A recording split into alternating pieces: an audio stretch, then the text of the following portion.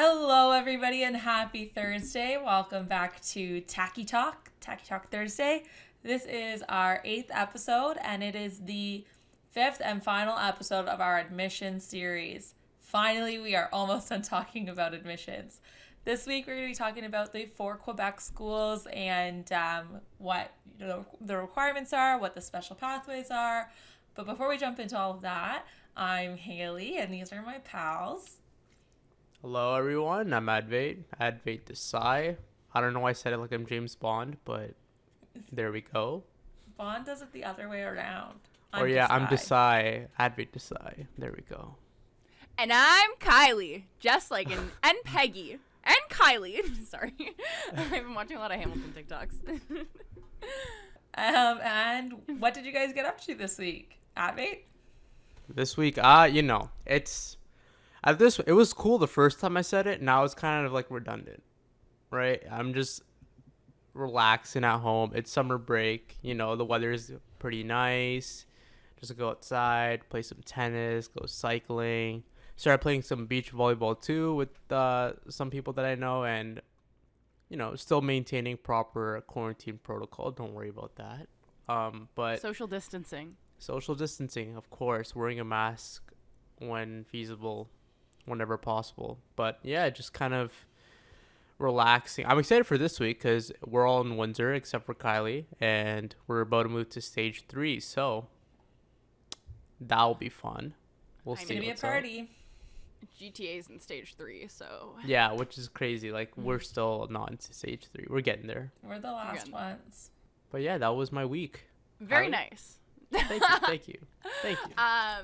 I went to the cottage all week, which I know I talked about last time, but it was really fun, and I went swimming. My brother really likes boating, so we rented a boat, went boating. I got to hang out with my family. We didn't even fight once, which is a miracle, and I know my mom listens to this, so I'm really proud of us, Mom. Hi, Mom. But yeah, no, it was a really fun week, but now I just feel like I have like a million things to catch up on. Like the week before I left, I crammed everything in. Like we recorded 2 podcast episodes, and then Haley's going away next week, so now we're doing a lot of stuff this week.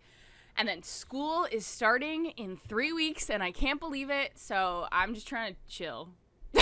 Straight up, I'm trying to relax right now. Chill. Yeah, because I'm getting stressed.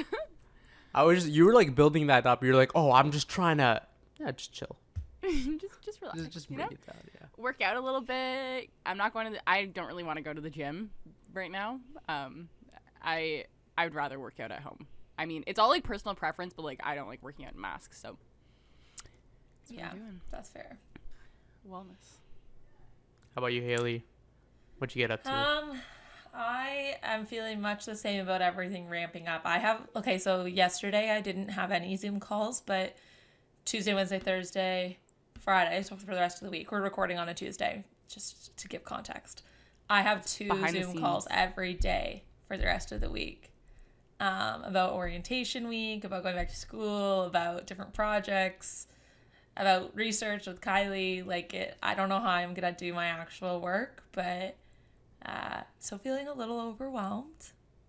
But it's all going to come together. We're going to have a great orientation week. Really excited. It's gonna be so fun.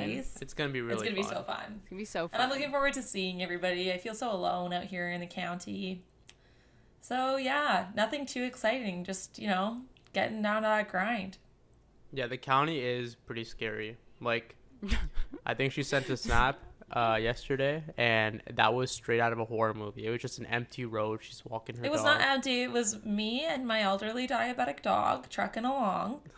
Shortly after I sent you that Snapchat, he threw up his entire dinner. So we struggled, but we got our exercise in. I mean, good for you guys. Good for you. Getting your He's exercise so in. old and fragile. Poor pup. I did get your your exercise notification. I was like, wow, Haley's going for a walk. Look at her go. Look at her go. Look at her go. We have to go at Buster pace, so that's why the kilometers are so slow.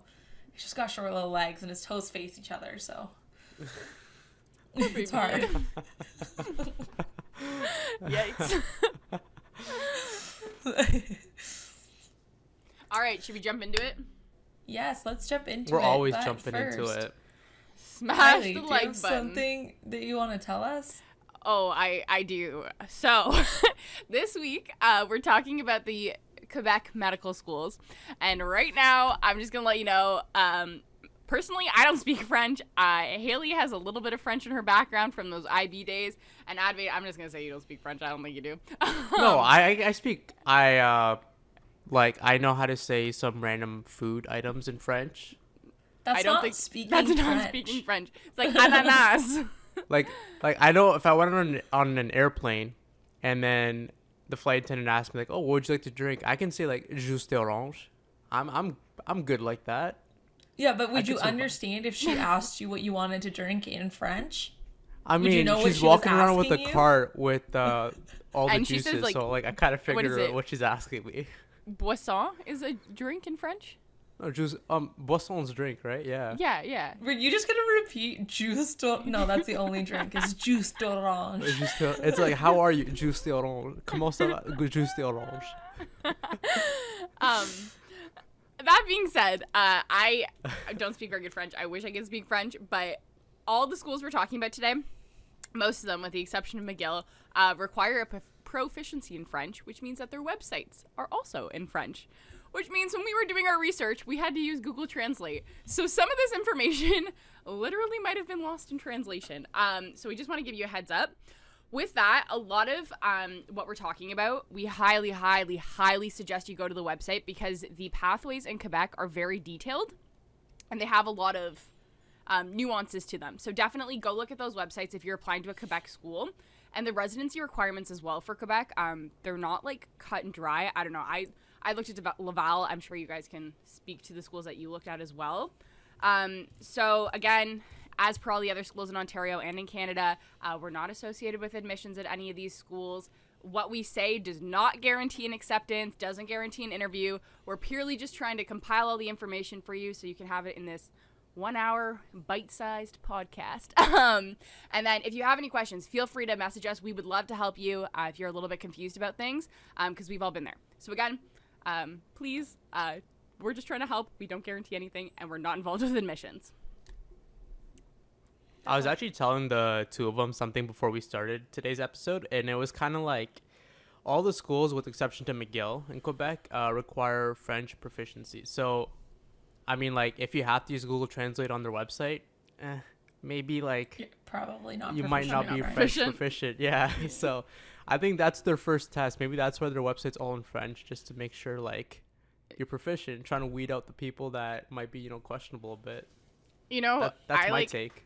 I took French up to grade 10 in high school, and I was like, oh yeah, like I pick out the words on the website. I look at the website and I'm like, oh God.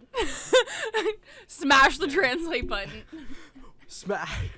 Well, and I know some of them will want to see like a certificate of French fluency. So it's not just like, ooh, I'm going to learn French on Duolingo in the next year, and by the time I get to my interview, I'll be ready. Like you need to, in some cases, you'll need to provide a certificate of French fluency. So you need to actually go pass a verbal and written test.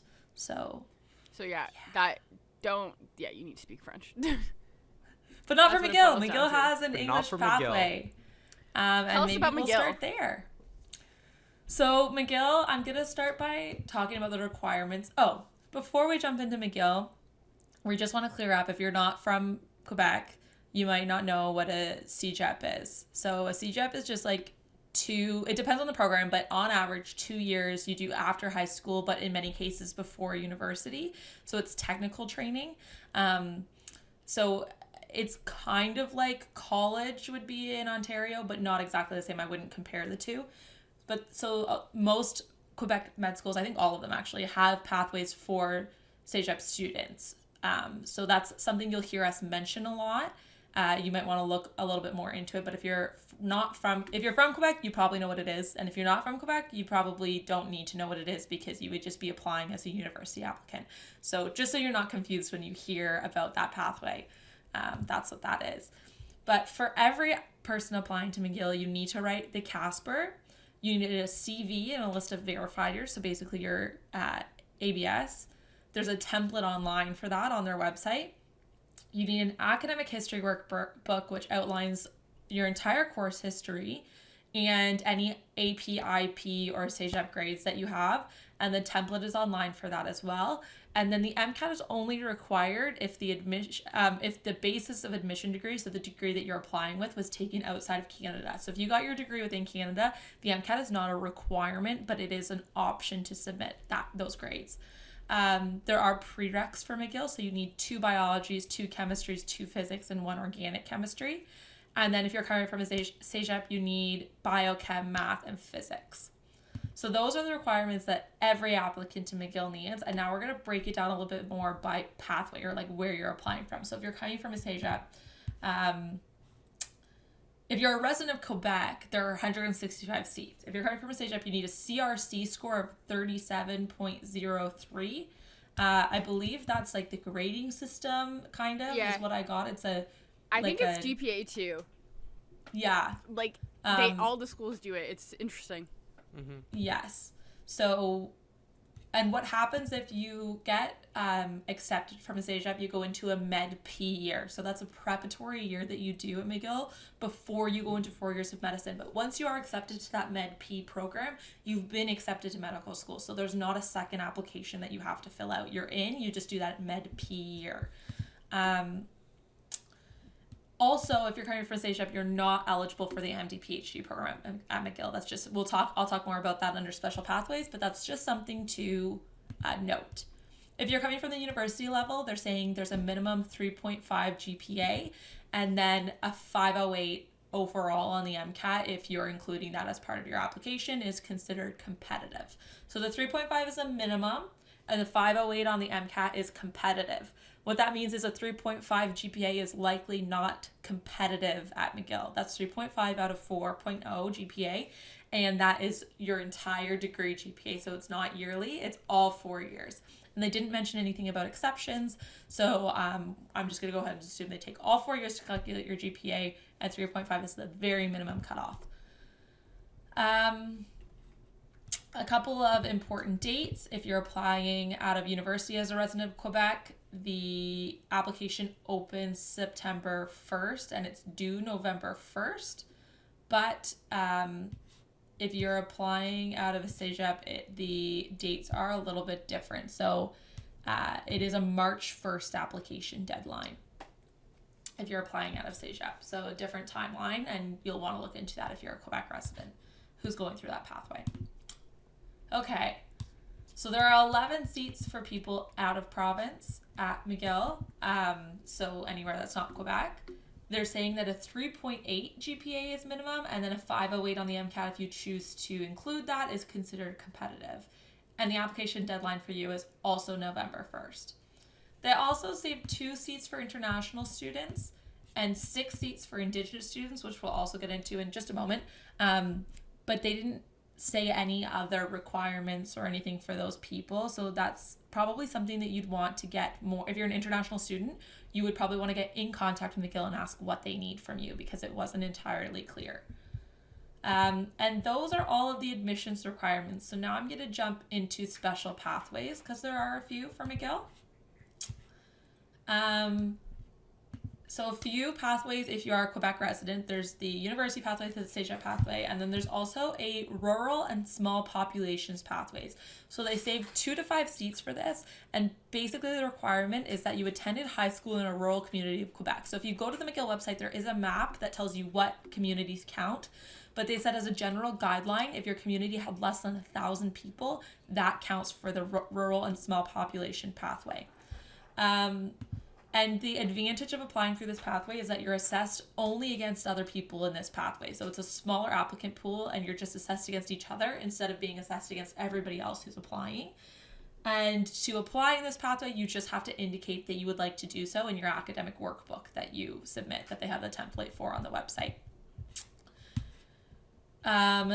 They talked about a non-trad pathway, so non-traditional applicant pathway, and basically they said that the 2 exceptions or changes they've made for non-traditional students is that there's now no expiration on science prereqs. So it used to be that your science prereqs had to be completed in a certain number of years, like you only had a certain number of years before they expired, and that is gone. So you could have taken your science prereqs 10, 15 years ago and they still count as fulfilling the prerequisite.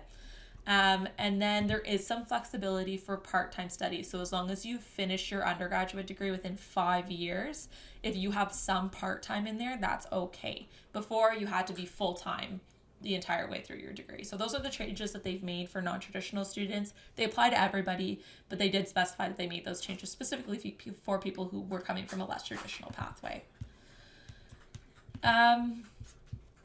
Next is the First Nations. They call it the First Nations and Inuit Residents of Quebec, or QFNIFMP. Isn't that such a catchy little title? QFNIMFP. Like, you can think of less letters for that. It's like something you could put into a rap or something. But QFNMIP. this one's actually... Oh my god, that's a tongue twister. It is. It's a tongue twister. And you guys can actually help me out with this one because it's quite interesting how it works in Quebec. There are 6 seats for Indigenous students, and they're shared between the 4 medical schools. So basically, McGill said that you have to apply to all 4, so you have to meet requirements for all 4. But then your like interview and everything is a little bit different, I guess. And then when you get accepted through this pathway, you get to choose which of the medical schools you'd like to go to. Yeah, that's like Sherbrooke's website. Pretty much has the exact same stuff too that you just said. There's like 6 places in that program, and they're available in all the Quebec universities. So I don't know. It's really cool how the province just has all the universities kind of working together almost for Yeah, this it's like a little Indigenous thing. network. Yeah. Laval said the exact same thing.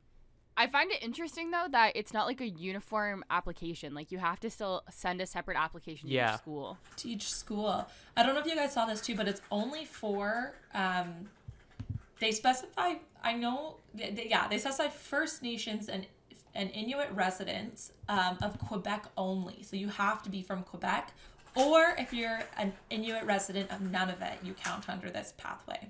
That's what McGill said. So it's not like, I know some of the other provinces we were talking about, if you were applying through the Indigenous student pathway, you were considered in province no matter where you were from, for some of them, or stuff like that. For this one, you have to be a Quebec resident as well, or from Nunavut.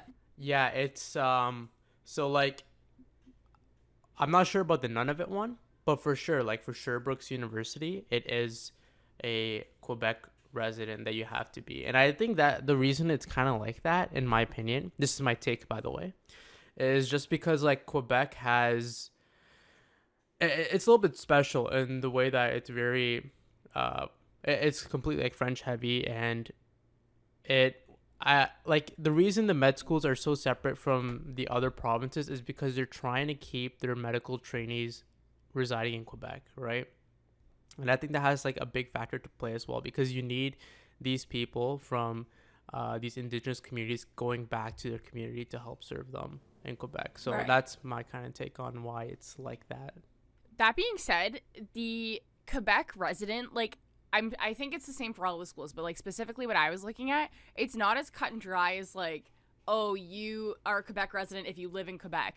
Like, you could have like your sponsors or your parents who like lived there, even if you're not living there but they live there, you're considered a resident. There's all these like different special kinds of pathways that are going on there. So if you like really like if you have some relation to Quebec, then like make sure you look at their residency requirements, because it's not as simple as you might think it is. Yeah. It's nuanced. But for like other universities, not really McGill, but you still have to have your French proficiency. So keep that in for sure. mind. Yeah, you always Can't have just to have speak like your French. parents being from Quebec and like you don't know how to speak French at all. I mean, you could Yeah. try to apply.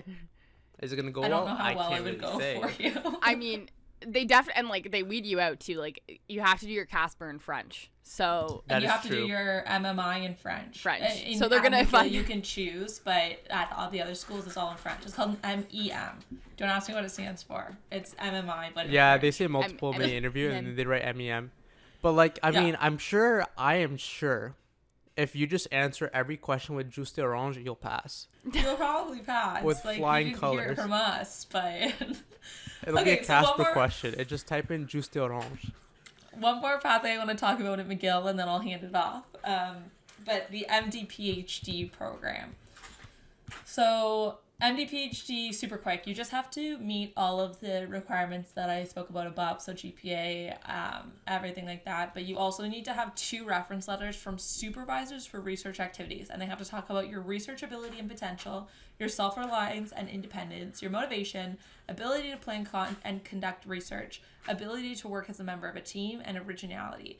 And the letters need to be written on official letterhead of the university from which you are applying, or from where your supervisors are from, and mailed to McGill. And then there's also an extra add-on to the CV portion where you talk about your publications and other scholarly activities, and a 1-page narrative explaining your research experience so far, your career goals, and your area of interest. And your area of interest must be something that they currently offer at McGill. So you need to be able to point pretty much and say, like, I know you guys offer this area of research and that's what I want to pursue. So those are the extra MD PhD requirements for McGill. And that wraps up everything from there. So McGill does have the French and the English streams, so if you are out of province and you do not speak French, McGill is probably your best bet in Quebec. Well, it's your only option in Quebec if you don't speak French. And you would be at the Montreal campus. There is a second campus, but the second campus only offers the French stream. And that's it for McGill. Yay! Woohoo! That was McGill. I guess we'll take it over. Go for it, Adby. Next, we are moving over to Sherbrooke. Fun fact, this is where our Med Games event was held last year. Good time. Advait loves Med Games. Advait stands Med Games. No, I'm just like... I heard it was a really fun time. It was a fun I time. heard it was too. Listen, I don't know future applicants. I don't know how it's going to be with COVID in the future, like how these events are going to work out. But if you get the opportunity, you should definitely go to these things. Because that's like where you meet people from different universities too. Or different medical universities as well. Can I just say one of my regrets real No. quickly? No. Okay, well. No regrets. No regrets. I feel like there was a few things this year that like I didn't do because I just assumed that I'd be able to do them this year. I couldn't really go to Med Games because I had something else to do at the time. Yeah, a little busy. I was a little busy at that moment. I was getting surgery, but anyways. But there was like so many things throughout the school year that I was like, oh, like I'll just do it next year, and like now I'm like, oh, I can't do all those things this year now. So some future tips for anyone who's starting med school or wants to go to med school: take every opportunity they give you because you never know when a global pandemic is going to change everything. That is true. I feel like actually a lot of how we think now is gonna be super affected by this pandemic. Like you're just gonna, if you see opportunities like that, I feel like more people would just go for it. Yeah. Mm-hmm. Also, everyone's been so deprived of like actual contact and actual interaction that I think everyone would want to go if there was something going on. Yeah. That's But like yeah. for orientation week. Haley can talk more about this because she planned it, but like we all have to be socially distanced, obviously, and wear masks. But like, just to see someone from 6 feet Just away, to I'm see excited. someone, yeah. So excited. Yes. Orientation week will be fun. We're Med school adaptive. will be fun. We're adapting. We've you know, adapted. we have to Being social adaptive. distance obviously because it's required. We don't want to do We don't more wanna- harm than good, but yeah. We don't want to upset Daddy Trudeau. Moving along to Moving Sherbrooke. along. Anyways. Moving on to Sherbrooke. This is not a political podcast. This is not a political podcast. It I just could wanted to be. say If Daddy you want to Trump, make it a 'cause I political think it's podcast, funny. we can make it a political podcast. No, I don't But want it's that. not. Today, No, it's we're not a going down that medical path. podcast. It is episode 5 of our admission Admissions. series. It's admissions, University of Sherbrooke. So, I'm going to stop delaying. Just going into it, University of Sherbrooke is French only, like all the other Quebec schools. I'm just kind of stating it one more time just in case. And they offer a 4-year MD program. Majority of the students are from Quebec. So on their website, they kind of say that the number of places is determined annually by the government. But I'm going to use previous year numbers just so you kind of get an idea of what their class size is like and stuff like that. So normally, in previous years, there's been about 199 students admitted to the medical school. And there are 3 campuses for Sherbrooke. So one is the Sherbrooke campus. So just taking numbers out of previous years, they had 142 students studying at that campus. They have a Saguenay campus. Am I saying that right? I couldn't tell you. I trust you. 33 Yeah, there. And we then apologize the for our lack of Moncton French. campus, which is 24 there. Pardon? Like Moncton, New Brunswick. Yeah. There's a New Brunswick one. Yeah. They have they have a satellite campus in a whole second province. Yeah, but that's because like they have. I'll go into it in more details in a few minutes. But like they have special application pathways for people in the Atlantic provinces. That's so weird because New Brunswick has Dalhousie's satellite campus as well. So they actually have 2 medical schools in New Brunswick, technically. That's crazy. Yo, Yeah. way to go, New Brunswick. And Laval, they don't have a campus there, but you can apply through Moncton to Laval. Yo, these Quebec schools are kind of fancy, eh? Yeah. Yeah. They'd be a little fancy. They're very intricate. Yeah, but they have their own system going on, and I love that. I love that. It makes it easier for Quebec people applying. It makes it harder for other province people trying to research on it, though. So, regardless, just going on. The admission for the Sherbrooke University depends on the type of program you completed, like the type of educational program you completed, like CEGEP or an bachelor's degree, and your geographical location. So I'll go into a little bit more detail on that. But first, what I want to do is just quickly go over some of the prereq courses that you'll need for pretty much any pathway that you're applying for. If it's CEGEP or if you have a bachelor's degree, master's, PhD, whatever, these are some prereqs you need for the university. So they have and obviously because the credits are kind of different in different universities, just go on their website to see what the equivalent for these courses are. But they have 2 biology courses you need. They have 2 chemistry courses you need, which is just like kind of general chemistry courses, and then they need 1 organic chemistry. So in total, you need 3 chemistry credits, 2 for gen, 1 for organic, and then there's 3 physics credits. They have them listed as 1 for mechanical, 1 for electricity and magnetism, and 1 for waves and modern physics. So those are just kind of the prereqs that you actually need for Sherbrooke. And if you want more information for those courses, go on their website because they'll have more like course equivalents to other universities if that's something that you're interested in learning more about. Anyway, it's mainly split into 2 big categories when you're applying to Sherbrooke. The first one is the Quebec category, and this means that you are a permanent resident or Canadian citizen residing in Quebec. This is established by the Quebec Education Act by the province. Under this act, you're considered a Quebec resident if you reside in Quebec for 12 months prior to your application. You may also qualify to be a resident of Quebec if you were born in the province or your parents reside in Quebec. So, like we were talking about before, you are still considered in the Quebec category if your parents reside in Quebec, which is pretty cool, I think. Also, if you're just born there. And then the second major category that they have is obviously if you're outside of Quebec.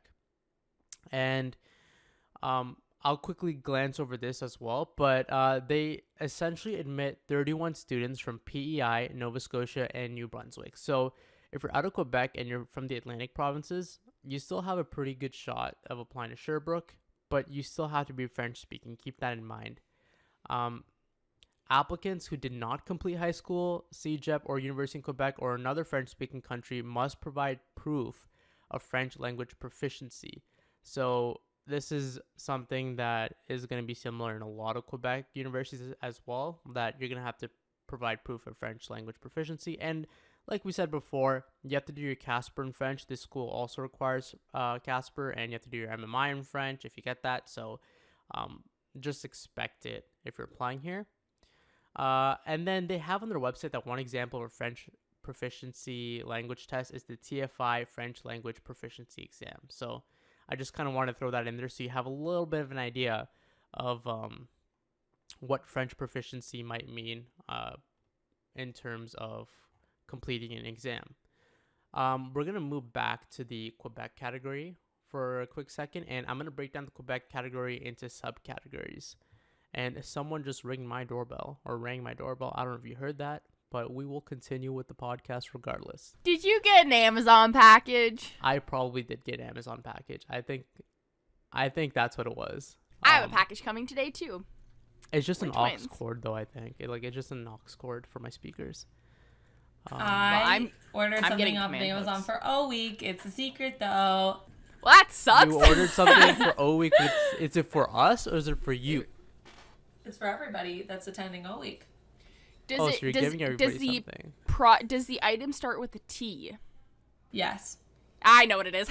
You know what it is. Wait, you know what it is when it starts with T? Yeah, I know what it is. Oh my god, you got us all towels? Yeah. Yeah. Oh my god, thank you. I was wanted a towel. It's not a towel? Oh no. Okay. It's just tea. It's Mint just tea. No, I'm lying. It's not that either. I'm not telling you it's a secret. It's a secret advait. You can't know. Okay. I'm just special. I'm gonna continue on then with Sherbrooke's thing because I don't even know. I don't even know what to guess anymore. I don't know any other. Is it a T-Rex? T-Rex figure? I got you a literally dinosaur. can't tell you this podcast is listened to by many, many people. And what if one of them are coming into first year and it was a surprise for them? Yeah. They just want to hear about Sherbrooke more. They do. Nobody cares about your tea. Nobody cares about me. I care Okay. about you. That was. I'm gonna cry. Thanks. Sherbrooke week. Sherbrooke. I will continue with Sherbrooke because they don't deserve this hate. And they don't deserve to be interrupted. What hate? What hate? The I hate think of you're- interrupting my Sherbrooke talk. Keep it going. I'm going to keep it going. The Quebec category for Sherbrooke. Let's break it down, okay? So, like I said before, you can do CEGEP or you can have a university degree when you're applying to Quebec, and their applications are actually broken down based on what kind of education you have. So, the first application you kind of have is the Quebec college category. These people hold or are in the process of being, so before the start of the academic year, a college diploma, a DEC, or a diploma deemed equivalent.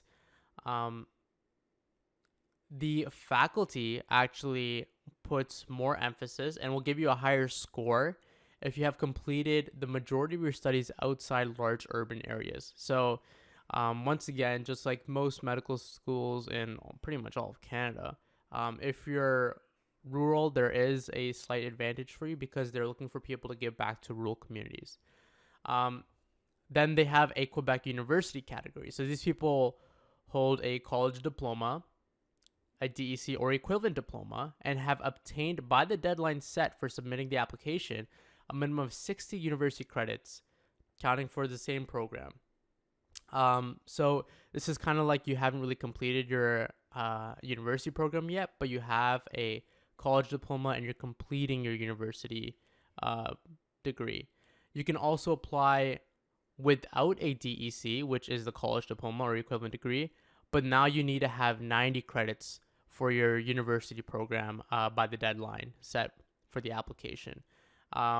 And pretty much what this means, or you're in the process of obtaining your university degree before the start of the academic year.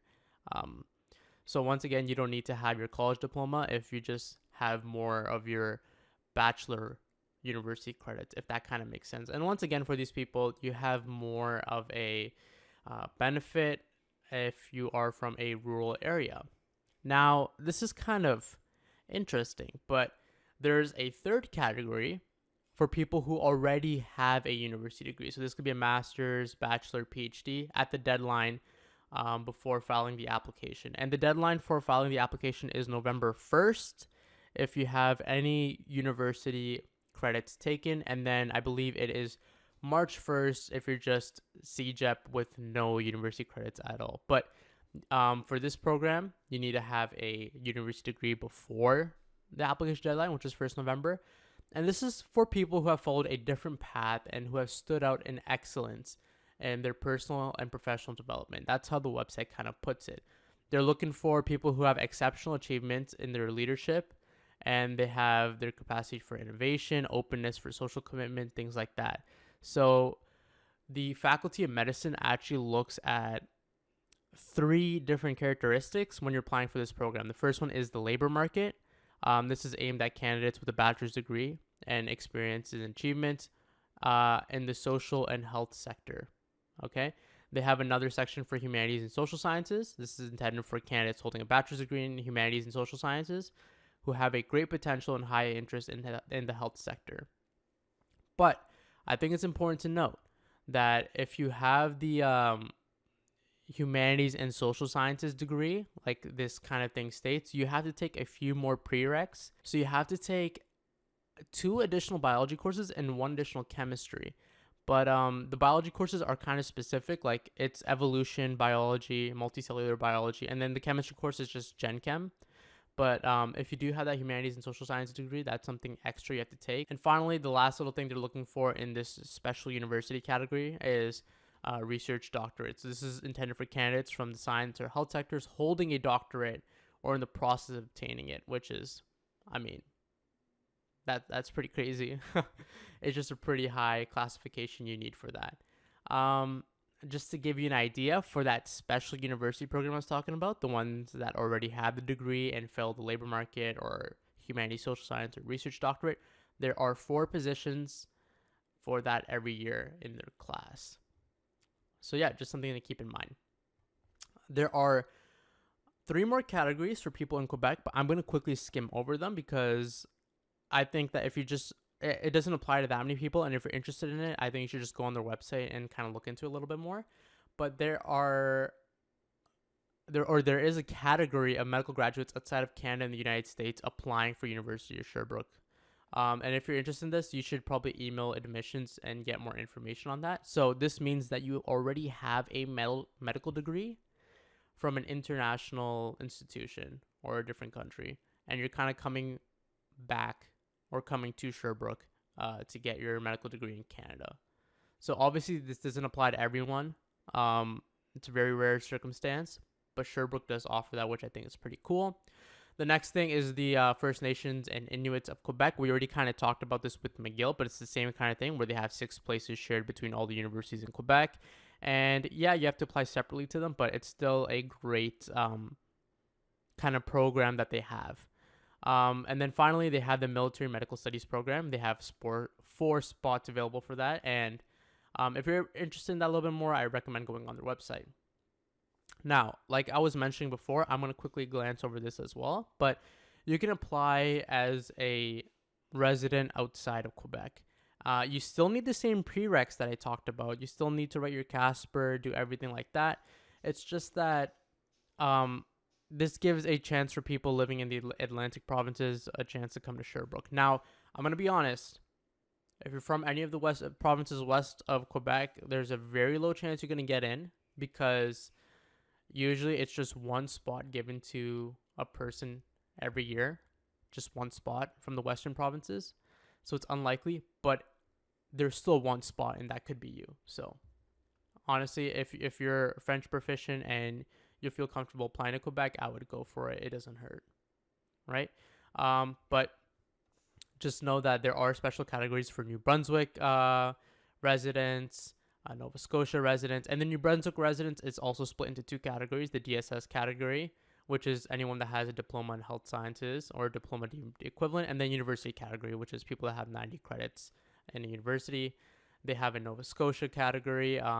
Same thing. If you have like a DSS, which is diploma in health sciences, or the DCS, which is kind of what we were talking about before. And then Prince Edward Island as well has their own little thing.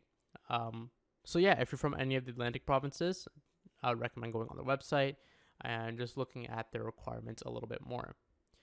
I'm just going to reiterate it one more time. The application deadline is November 1st if you have 1 or more university credits. If you have 0 university credits, it is March 1st.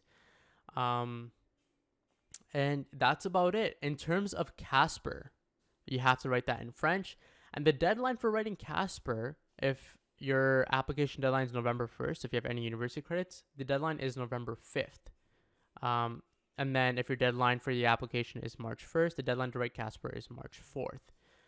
And then if you get the opportunity to write for an MMI or an MEM, as like they say in Quebec, that's something you go to the university and give, unless you're an international student kind of living away from Quebec. I think they have something different. But that is everything for Sherbrooke. Wow, I just babbled on for so long. These schools are so complicated. I know. Yeah. Yep. Like, we at one point thought that we were going to be able to fit the Quebec schools in with our other out-of-province schools. And that would have been like the world's longest podcast episode. That would have been a world record breaking podcast for time. Just a 10-hour podcast. Okay. Shall we do Laval? Tell us about Laval. Okay, I'm going to give you a disclaimer real quick again because I do love a good disclaimer. I had a really hard time with this. There's a lot of stuff going on with different dates and different pathways and different programs. So instead of me just like reading everything to you, because I feel like you're gonna get sick of me, you two, and everyone who's listening, I'm just gonna try to give you like the general gist of what's going on at Laval, and then we'll link the website so that you can go read all the specific little pieces. That being said, I also used another external website, and I do like to cite my sources. So I was also using medapplications.com, and they give like a pretty good breakdown of like all the different requirements for Laval. With that, if you go on their website, they actually have like a step-by-step process of what you need to do. So the first step is you need to meet like the general admission requirements, and this is for everybody. And so they say that to be considered eligible, you have to have one of the following degrees: a DEC in science, letters and arts. I think that's a translation error. Google Translate messed me up there. Then you also need, or you can have a DEC in natural sciences and successfully complete biology and chemistry, or you can have another kind of DEC, which is like the Quebec college degree, and then you need to have math, physics, chemistry, and biology. You can also have an international baccalaureate in health sciences. This needs to be obtained in Quebec, or you can have a New Brunswick diploma in health sciences, or a pre-university diploma equivalent of 13 years of the in the Quebec school system. So pre-university studies diploma totaling 12 years of schooling and 1 year of graduate studies, or that's the other alternative. So I think what that means is that if you've completed like 13 years of school in Quebec, you can apply to Laval for their MD program. Do they have a grade 13, or would that be like up to grade 12 and then a year of CEGEP? I don't know, because they also say that you can do like 12 years of schooling pre-university and then 1 year of graduate studies, which I thought that would be like CEGEP or CEGEP. Oh. Yeah. So maybe they do have a grade 13. I'm sorry, I don't know a lot about the Quebec school system. But that being said, they have like all the breakdown on their website, so go check it out, and I'm going to link that too. Some more quick facts about Quebec. It is a French-speaking, or sorry, not Quebec, Laval. It's a French, yes, Quebec speaks French. But no, it's a that's correct. But it's a French language-speaking institution in Quebec City, Quebec. And they predominantly accept Quebec residents. I couldn't find this on their website, but on that medapplications.com, they said, again, they only accept one person who from like out of province. And by out of province, I think they mean what Abdi was saying, like west of Quebec. But I don't know if they give any special considerations to Nova Scotia, PEI, or Newfoundland and Labrador. Stay tuned, though. They do give special considerations for New Brunswick. That being said, there's no MCAT required for Laval, and usually you don't need to take your Casper, but this year is special because COVID has changed lots of things, as I was saying before, and everyone needs to take their Casper this year. And I think, don't quote me on this, but I was looking on their website. They said pre-interview, it's 50% like your like score that they give you, and then 50% your Casper to determine who gets to come for an MMI. But with that, there is some different deadlines. So anyone who's applying as a college candidate, so CEGEP, your deadline's March 1st. And at March 1st of the year you're applying. So like if you were doing, that would be like March coming up for next fall. Whereas if you are not in a college candidate stream, your application deadline is November 1st. Yeah, all the Quebec schools have the same deadline, I guess. Yeah, November 1st. which is good. If you have university, yeah. I just want to say with the deadlines, though, like, again, go look at their website, because depending on which pathway or stream you're going down, they want different things at different deadlines. So it's really important to go look at all the different ones. And they have like 10 different pools. So they have pools within their pools. They're very detailed. So they have the residents. Well, going back to their website, once you've completed like your step 1 eligibility, then you go into step 2, which is kind of determining your selection process. So they have, if you are from Quebec, they have a whole drop-down menu of what category you belong to. And you can go through that, and it will give you all the details of what like you fall under and what you need to give. Again, as I was saying before, what is considered a Quebec resident is not as like cut and dry as it seems. There's a lot of different, I think the sheet I was looking at had 24 different situations that would consider you a Quebec resident. Yeah, so instead of me reading that off to you, I would suggest just go looking at it and determining if you're under that pool. But I guess the way that you can think about it is if you were in some way connected to Quebec, then it might be worth a shot going to look at that list, because you might be considered. Am I connected if I like poutine? Does that count as a connection? No, because then we'd all be Quebec residents because I love poutine. I want some poutine. I tried. Yeah. Can I have a poutine and jus d'orange? That's a bad combination. That's a bad combination. Yeah, no. That's not a good combo. I had poutine on the weekend from Weber's. It was not Quebec. It wasn't an authentic poutine. Anyways. The other pathway or category you could be in is Canadians outside of Quebec, and then they have a bunch of different pathways. So one thing I want to point out between these two different pools, I guess, is they both have a common pathway for people who want to train in oral and maxillofacial surgery. Did I say that right? Maxillofacial? Yeah, maxillofacial. It's not maxillofacial. And I'll talk about that in a little bit, but there is a specific stream for people who are in Quebec and people who are not in Quebec. And then there's also a category for international students as well. So what Advait was saying before, they do have a program for IMGs to come back to Quebec. And so IMG means International Medical Graduate, and that is for people, or you're considered an IMG if you've graduated from a medical school outside of Canada or the United States. That's important to keep in mind. So after you pick which pool you fall into, then they want you to familiarize yourself with the interviews, but they are canceled. Oh no, that was for last year that they were canceled. I don't think anyone knows what's going to happen this year. And then step 4 is to apply for admission. So with that, the admission requirements, again, I was saying before, they do vary based on if you did your CEGEP or if you did a bachelor's degree. CEGEP, you need to look at the different prerequisites you might need, depending on what your degree was in, so whether it was in arts or the sciences. And then for a bachelor's degree, you need 2 full-time years of undergraduate studies, and the same prereqs as your CEGEP fellow applicants. And then, again, there's a French language proficiency. I think Advait, what he was saying before, if you can't read the website, then... Yeah, I think that's like the biggest... that's their first cutoff. Yeah. Okay, so a little bit more about the pathways. There is an MMTP pathway, so that's the military students pathway. Similar to Ontario, you need 3 years of experience in the military, and then you need to inform both the admissions department and the military that you're applying through this pathway, and then there's only 4 spots spread out. I think we talked about that. But it's spread out across Laval, University of Montreal, and Sherbrooke. You still need to meet the requirements based on like the applicant pool you fall into. So if you're interested in applying to Laval, go to their website and go through and figure out which pool you belong to, because again, there is like 10 to 12 of them.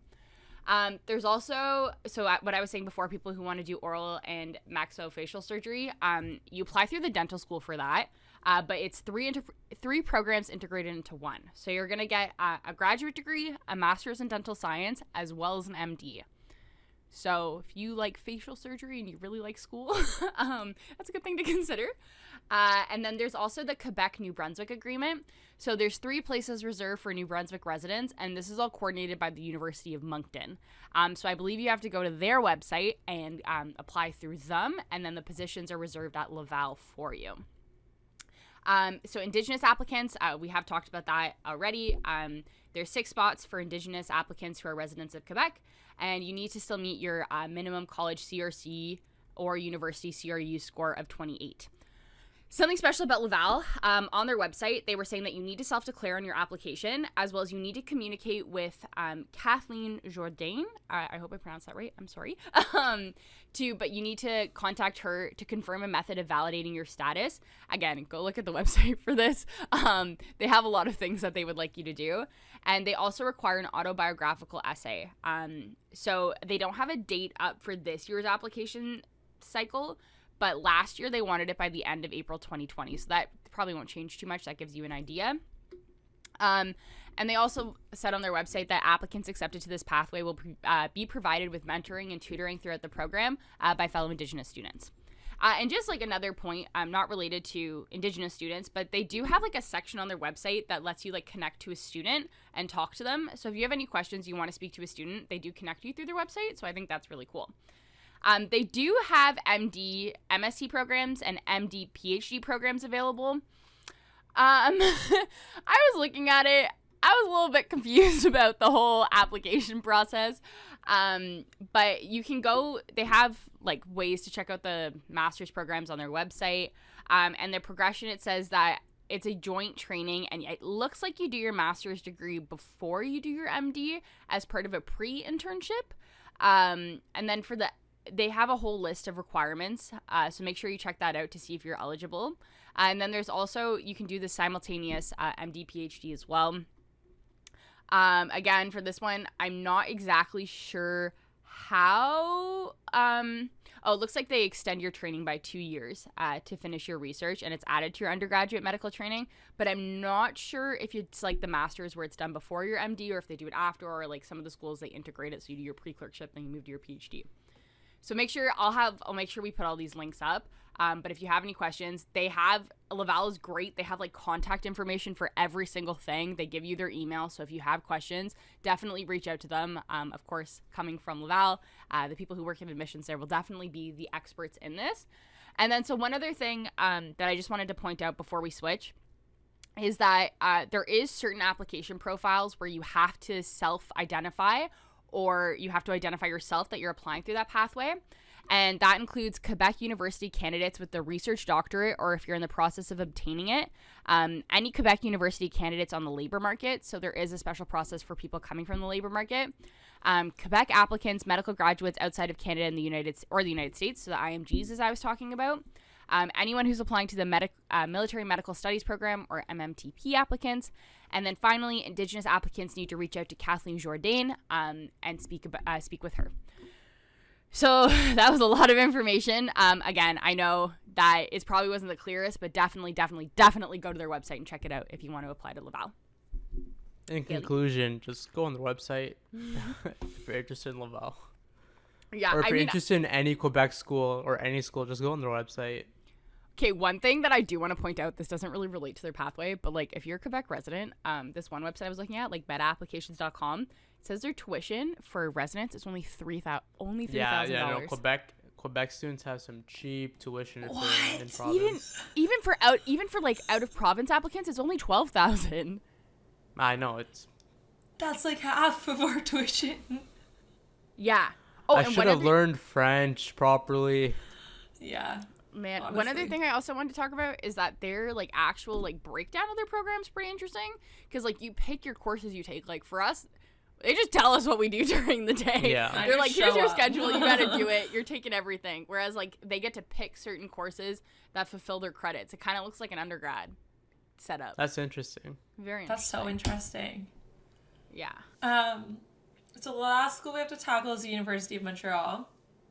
I was so excited when I went onto their webpage because I was on the main admissions page, and then I went to see more details, and it was all in French, and I saw a little button at the top that said English. I was like, yes, they're translating the site for me. So I clicked it, and every time you click the English button, it just sends you back to the home page that just says like hi in English. But if you actually want to see any of the details, it's all in French. Oh my god. So you can use the Google Chrome plugin. That's what I used. Yeah, that's what I ended up using. I was just like, oh, like I'll be more confident in it because the university has translated it. But no, it was a joke. They joked me. No, actually, she just learned French for this episode, real quick. I should have. She just studied French for 1 week. I feel like she can speak French better than both of us combined. 100% she can. Are you kidding me? Just the way she says "cégep" versus you mean she going definitely "cégep." speaks. I don't speak French. I took 4 years of IB French, and the most I could muster out of myself was a 4 30-minute years of conversation. IB French. I took 1 year of French in grade 9, and then never took it again. I think that the whole grammatical structure is wild. Before I dropped out of IB, they told us that you had to be fluent by the end of your high school degree. Yeah, well, because you have to do a 30-minute oral exam. Like, they record you having a conversation with your examiner. And but I mean, like, fake it till you make it.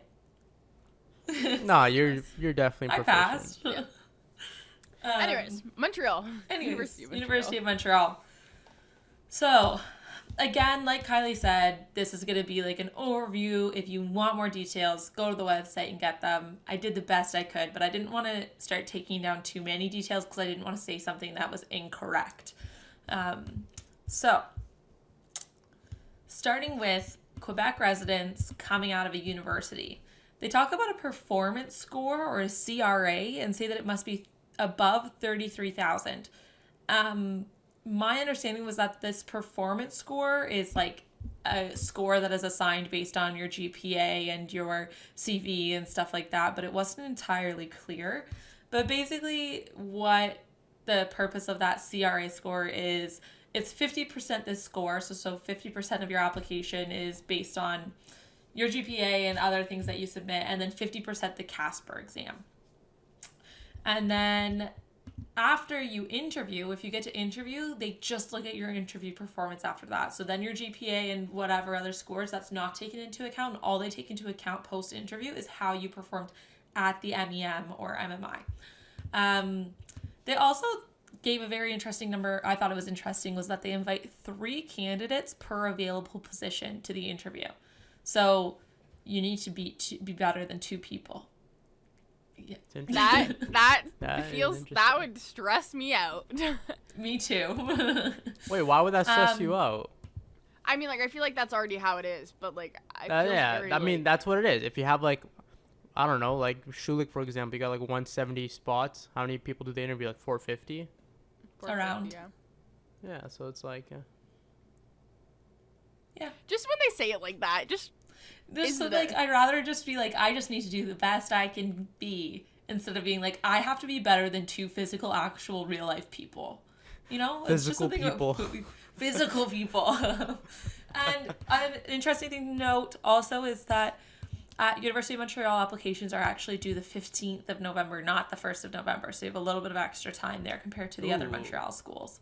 Fancy. Ooh la la. Next up is the out-of-province students, French-speaking, obviously. And it says that you're only eligible if your home province does not provide medical education in French. So what that means is that if you're from Ontario, you wouldn't be eligible to apply to Montreal because we have Ottawa, who does offer medical education in French. So you're only eligible as an out-of-province student if you're coming from a province where there's no available French program for medicine. Interesting. Yeah, I thought that was quite interesting as well. And they assess those people, French-speaking out-of-province people who don't have a French medical school in their province, as in-province candidates. So you're assessed as a Quebec candidate. Because I guess the reasoning is like, oh, you have no access to French medical education, so we're going to treat you as a Quebec resident. So that's interesting. There are prerequisites. That's different, but like, it's cool. Yeah, different than the other schools. There are prerequisites, so you need to have biochem, physics, and math. You need a certificate of your fluency in French. And if you decide that you want to stay in Quebec after school, you'll have to sign a return of service agreement. So you can't settle in Quebec unless you agree to be there for, I believe it was 4 years. So you couldn't just stay in Quebec the year after your residency, and you sign that return of service agreement in medical school. So that was interesting. And that application for out-of-province French speakers is also due on November 15th. If you're coming from a CEGEP, they have specific prereq courses. They had them all listed by course code, but because I'm so unfamiliar with the CEGEP system, I'm not sure what those courses mean. Basically, it was biology, chem, physics, math, but there were specific courses they were looking for, so that's something that you definitely want to check out on the website. Your CRC score is 50% of your application. Your Casper is 50% of your application. So it's just like the university applicants. And your application, if you're coming from a CEGEP, is 1st of March. It's due the 1st of March. So those are all of the requirements. And now I'm going to move on to special pathways. So the first special pathway is the low income background pathway. So there are 2 spots available per year. you have to have the CEGEP diploma and you have to meet the low income cutoff. So your family's income has to be below a certain amount. It didn't specify on the website what that amount was. You will have to there's contact information there that you'll have to contact if you want more information about this pathway. The military pathway we already kind of discussed because those seats are shared amongst the universities. And the way that works is you're assessed only against other military pathway applicants. And then they have the medicine research pathway. So you can do an MD MSc, an MD PhD, or a DES MC or a DES PhD. And basically DES is just the degree that you get from residency. So they did talk here about how you can do your MD or PhD during your residency if you're doing residency in Quebec. We're not going to get too much into that because obviously that is a bit far off for us and probably for you. So I'll just talk about the MD PhD and the MD MSc. It's a joint program, so you apply both to the medical school and to the graduate school. If you're coming from a university degree, you can apply as you enter first year. And if you're coming from a CEGEP, you can apply after you've finished your Med P year, so your preparatory year, and your first year of medicine. So you have to finish 2 years, your MP year and your first year, and then you can apply to do your MSc or PhD. For the MSc, you do it simultaneously, so you take graduate courses while you're in med school, you work on it during the summers, and then you take a 12-month period off from med school to work on your MSc exclusively. They didn't specify when this was. They kind of made it seem like you get to choose, but I would imagine most people take it either before they start or before clerkship. It would be kind of weird to take it in between third and fourth year, but like if that's your jam, you do you. And then for PhD, it is a 3-year gap. So you take 3 years off of medical school to finish your PhD, and then you come back to medical school. And that was it. They also talk a little bit about French-speaking residents of New Brunswick, Nova Scotia, and PEI, so the Maritime Provinces. They did talk about how these candidates had a special pathway, but then I couldn't find any information on it. So I'm not entirely sure what that was all about, but you probably would want to email and ask if you are from the Maritime Provinces. I would imagine it's something similar to how they do it at the other schools. But because they do count all out-of-provincers who don't have a French medical school as in-province, I don't know if you're just counted as in-province. Basically what I'm saying is get in touch, find out if you're from the Maritime Provinces, because there is some sort of consideration available to you. And that's it for Montreal. Yay! We did it. Woohoo! Admissions We are done talking about admissions. That is every school in Canada. in Canada. Unless they open one up tomorrow, then we have to make one more video. But I other mean, than that, Next there up, was we're talk. going to tackle the hundreds of schools in the U.S. Just kidding. No. We're not doing that. Sorry. There was talk that Ryerson was going to get a medical school, just saying. Really? Ryerson? Yeah, I saw an article about it a few years ago, but I don't think it's happening anytime The soon. last thing Ontario needs is another medical school. Put it in Manitoba. That's a rumor. why is it the last thing Ontario needs? Because we have like 78. But we also have so many applicants. We also have the So biggest many population of Canada, like the province population. They should make one in Nunavut. You know how Nunavut just got its first university? Oh, you did? That's should awesome. Yeah, they're the College of Nunavut, or I'm not sure what the exact name was, something like that, became the University of Nunavut, Wow. Good for none of it. I think. We're like, oh, good for none of it. And then she ends it with an I think. Maybe. Nunavut University. I'm Googling it too. Yeah, none of it Arctic College. I'm pretty sure it became a university. Or was it somewhere? It's funny how the Nunavut name's University of Arctic. Technology. That's really cool. I feel like. Yeah. So they should get the next med school. Huh, that's cool. I lied to you. Guys, I lied to you. I'm taking that all back. It was UConn. UConn. How dare you? Sorry, none of it. I'm sorry, none of it. You were on my mind. You confuse You were on my none of mind. it. It was UConn. actually UConn. UConn College is becoming the university. It's going to be the first university in the Canadian territories. You know what these schools can actually do? If, like, whatever, none of it, UConn, whatever. If they want to create a med school, do it. But I think, like, if you have no, like, restrictions for outer province people, you'll get people from outer province coming to Nunavut and UConn and then get them to sign, like, a contract to stay there. Return service, yeah. Return service after graduation. People would do it. I want to visit the Yukon so bad. Like I was gonna go volunteer in Nunavut for the year. Well, that's the thing. A A lot of people want to visit these places because it's beautiful. You have like the northern lights, but like, do you want to live there for years? The thing, yeah, it's Personally, I can't because I just know that it's cold. It's expensive. Yeah. Like, I'm not supposed to be in weather that cold. My body was not made for that. I can't believe like how expensive it is to live in Nunavut, and like so expensive. It's crazy that like the groceries, like I know that I've seen this program that a lot of people use that they like will order their groceries from Ottawa and then they'll fly them up because like just buying from their grocery store is so expensive, which I think that's crazy. I don't have words. I know, like, it's so expensive. It's like the same price as like Whole Foods on a normal day. That's how expensive it is. No, it's worse. Like orange juice is like $10. He was just being a loser. That was a funny joke. I feel like that's a dig because I go to Whole Foods all the time. And it's expensive. Don't lie to me. The thing is, yeah, but it's expensive. They have the best guacamole in the game.